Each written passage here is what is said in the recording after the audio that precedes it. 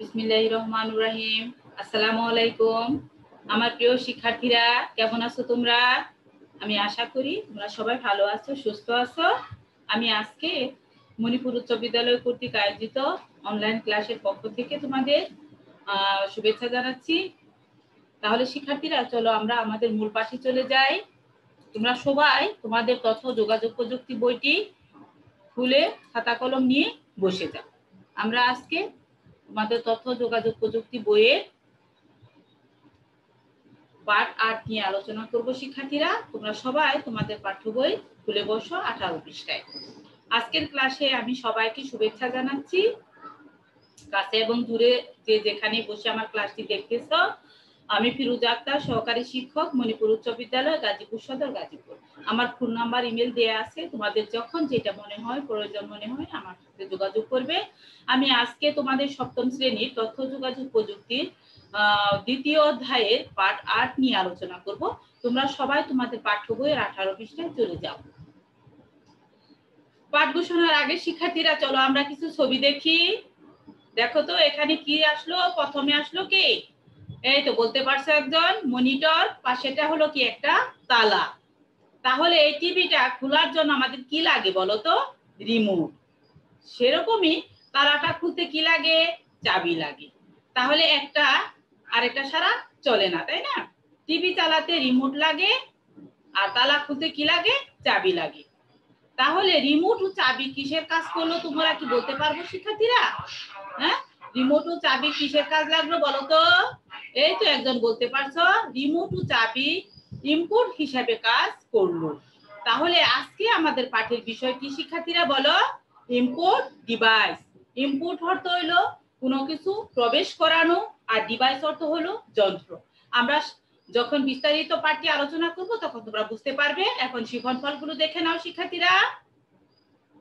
Input device চিহ্নিত করতে পারবে, ইনপুট ডিভাইসের কাজ বর্ণনা করতে পারবে।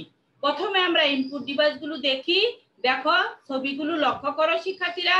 প্রথমটি কি বলতো? এই তো একজন বলতে পারলে, রেডিও। তারপরেরটি ট্যাপ রেকর্ডার, তারপরেরটি টেলিভিশন। দেখো আরো কিছু ছবি দেখো। Smart radio, smart recorder, LED TV. এই যে আমাদের এখানে আমরা দেখালাম, এগুলো সবগুলোই কিন্তু আমাদের এক একটি ইনপুট ডিভাইস।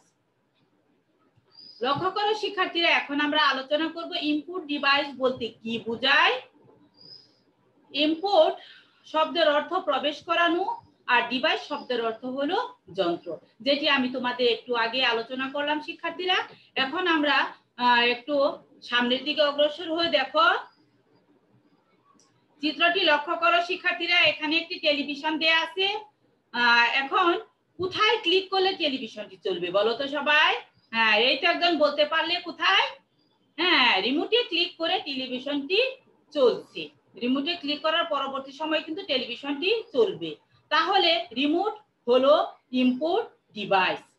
তোমরা আরো লক্ষ্য করো শিক্ষার্থীরা, সময়ের সাথে এই যন্ত্রগুলো ক্রমেই আরো আধুনিক হয়ে উঠেছে। বিষয়টা এখন এমন জায়গায় এসে দাঁড়িয়েছে যে আজকে সবচেয়ে আধুনিক যন্ত্রটি আগামী কাল পুরনো হয়ে যাচ্ছে। তাছাড়া নতুন নতুন আবিষ্কার তো আছে। টেলিভিশন রিমোট কন্ট্রোল যন্ত্রটির কথাই ধরো, আগামীতে এমন টেলিভিশন পাওয়া যাবে যেটা মুখের কথাতেই চলবে। তাহলে লক্ষ্য করো শিক্ষার্থীরা, শুনে অবাক হলে, কথা বলেই এখন ইনপুট দেওয়া সম্ভব। কথা বলেই এখন কিন্তু ইনপুট দেওয়া সম্ভব। আমরা যারা স্মার্টফোন ব্যবহার করি, আমরা কিন্তু আগে আমাদের অক্ষর টেপে টেপে কোনো কিছু আমাদের টাইপ করতে হতো। এখন কিন্তু স্পিকার দিয়ে আমরা সেই কথাগুলো চালাতে পারি। সেরকম সেই কথাই বলতেছে এখানে, দেখো দেওয়া সম্ভব কথার মাধ্যমে। রিমোট কন্ট্রোল যন্ত্রটি হয়তো এতে অচল হয়ে পড়বে। প্রযুক্তি খুব দ্রুত বদলে যাচ্ছে। তোমরা যারা এখন সপ্তম শ্রেণীতে পড়ছো, তারা একটু উপরের শ্রেণীতে যেতে যেতেই এই যন্ত্রটির অনেকগুলো জাদুঘরের সামগ্রীতে পরিণত হবে। তবুও বর্তমান প্রচলিত যন্ত্রটি সম্পর্কে আমাদের জানতে হবে, কারণ যন্ত্রটি পাল্টে গেলেও ইনপুট, স্টোরেজ, প্রসেসিং এবং আউটপুটের ধারণাটি কিন্তু পাল্টে যাচ্ছে না। শিক্ষার্থীরা, আমি আজকে শুধু তোমাদের ইনপুটের ধারণাই দিব। এখানে আরো কয়েকটি শব্দ এসেছে, স্টোরেজ, প্রসেসিং এবং আউটপুটের যে কথাগুলো বলা হচ্ছে। স্টোরেজ যেখানে তথ্যগুলো জমা থাকে, আর প্রসেসিং হলো কম্পিউটারের ভিতরে যে কাজগুলো প্রক্রিয়াকরণ করা হয় যে যন্ত্রটির মাধ্যমে, সেটির কথা বলা হয়েছে। আর আউটপুট হলো যেমন এখানে কিছু ইনপুট যন্ত্র দেখলে এরকম আউটপুটের জন্য কিছু যন্ত্র আছে, আমি ওই অংশে যে তোমাদের আরো বিস্তারিত বলবো। এখন লক্ষ্য করো শিক্ষার্থীরা, উপরের চিত্র থেকে ইনপুট ডিভাইসগুলোর দেওয়া হলো, দেখতেই পাচ্ছ একটা কম্পিউটারে আছে, এখানে কিবোর্ড আছে, এগুলোই মূলত হলো আমাদের ইনপুট যন্ত্র। এখন দেখো শিক্ষার্থীরা, একজন ব্যক্তি তার ল্যাপটপের মধ্যে কিছু কি করতেছেন, লিখতেছেন। এই যে লিখতেছেন, এই লিখার যন্ত্রটির নাম কি বলো তো? হ্যাঁ, বলতে পেরেছো একজন, এটির নাম হলো কিবোর্ড। এই কিবোর্ডের মাধ্যমে সে অক্ষরগুলো চেপে চেপে কিন্তু তার তথ্যগুলো কোথায় দিচ্ছে, মনিটরে দিচ্ছে। কম্পিউটারে ইনপুট দেওয়ার প্রধান যন্ত্র হলো কিবোর্ড। কিবোর্ডের বোতাম চেপে চেপে যন্ত্রগুলোকে এই নির্দেশনা দিয়ে থাকে। সাধারণত কিবোর্ডে বর্ণ, সংখ্যা বা বিশেষ কিছু চিহ্ন সারিবদ্ধভাবে বিন্যস্ত থাকে। কম্পিউটারে কিবোর্ড টাইপরাইটারের কিবোর্ডের মতো হলেও বিশেষ কাজের জন্য কিছু কিছু অতিরিক্ত কি থাকে। কিবোর্ড সাধারণত ইংরেজি ভাষায় হলেও অন্যান্য ভাষায় কিবোর্ডও পাওয়া যায়। তাহলে শিক্ষার্থীরা শুধু যে ইংরেজি লিখতে পারবো আমরা তা কিন্তু নয়, আমাদের এখন বাংলায় অক্ষর সমন্বিত কিছু কিবোর্ড বের হয়েছে। সম্প্রতি বাংলাদেশের সরকার সকল মোবাইল ফোনের কিবোর্ড বাংলা লেআউট যুক্ত করার একটি নির্দেশ জারি হয়েছে, এবং অলরেডি আমরা বর্তমানে কিন্তু সেই যে বাংলা অক্ষরগুলো কিবোর্ড সম্পন্ন স্মার্টফোনগুলো আমরা ব্যবহার করতেছি। শিক্ষার্থীরা, তোমরা এখন তোমাদেরও জানার কথা, তোমরা যেহেতু আমার ক্লাসগুলো তোমরা স্মার্টফোনে অথবা ল্যাপটপে যে যেটাই দেখতেছো, তাই না?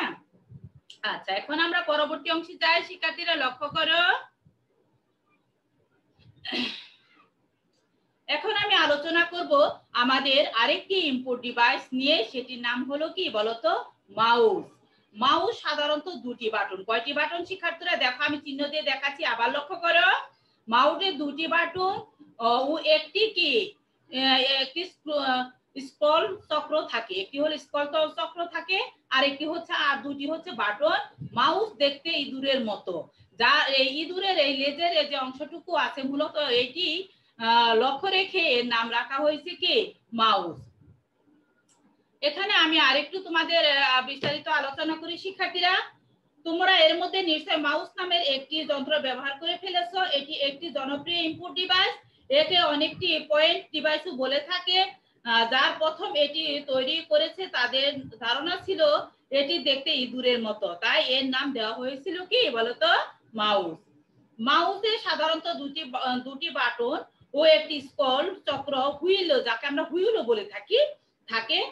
কম্পিউটারে ইনপুট দেখতে এই বাটনগুলো বিভিন্নভাবে ব্যবহৃত হয়। বর্তমান পৃথিবীতে অনেক ধরনের মাউস প্রচলিত আছে। সাধারণ ব্যবহারকারীগণ স্ট্যান্ডার্ড মাউস ব্যবহার করেন। তাহলে শিক্ষার্থীরা, তোমরা দেখতে পেলে যে আমরা দুইটি ইনপুট যন্ত্র দেখে ফেললাম। প্রথমটি কি বলো? হ্যাঁ, কিবোর্ড। আর এখন কি দেখতেছি? মাউস। এখন লক্ষ্য করো শিক্ষার্থীরা, এখানে আরেকটি যন্ত্র আমরা নিয়ে এসেছি, যার নাম হলো মাইক্রোফোন। হ্যাঁ, মাইক্রোফোন দিয়ে কি কাজ করা হয় বলো তো? বলতে পারবা কেউ? গান বা যে কোনো ধরনের শব্দ মাইক্রোফোনের মাধ্যমে কম্পিউটারে প্রবেশ করানো যায়। এটি হলো আমাদের সাধারণ একটি কথা বা এর সম্বন্ধে ধারণা দিচ্ছি। আমরা আরো একটু বিস্তারিত আলোচনা করি। শিক্ষার্থীরা লক্ষ্য করো, এটিও একটি ইনপুট যন্ত্র।